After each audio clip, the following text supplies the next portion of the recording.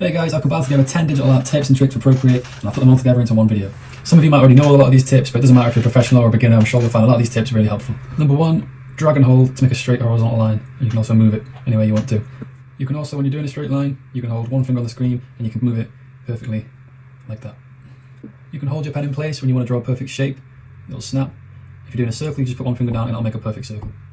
You can tap with 2 fingers to undo, or you can hold down 2 fingers to get rid of them all at once. To redo in Procreate, you just use 3 fingers and you can hold down and bring everything back. Or the same, you can bring it back one by one. Tap and hold your color circle to jump back to your previous color. You can drag on your colored circle into a shape to fill it. You can detach your color menu by holding this area. Create a color palette from any picture by dragging and dropping your picture in, just like that. Merge layers together by pinching them like this. If you want to deselect a single layer, just tap and hold the checkbox here.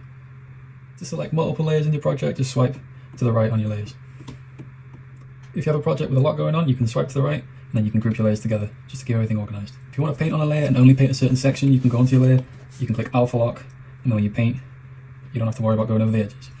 Another quick way to turn on your Alpha Lock is sliding to the right with 2 fingers.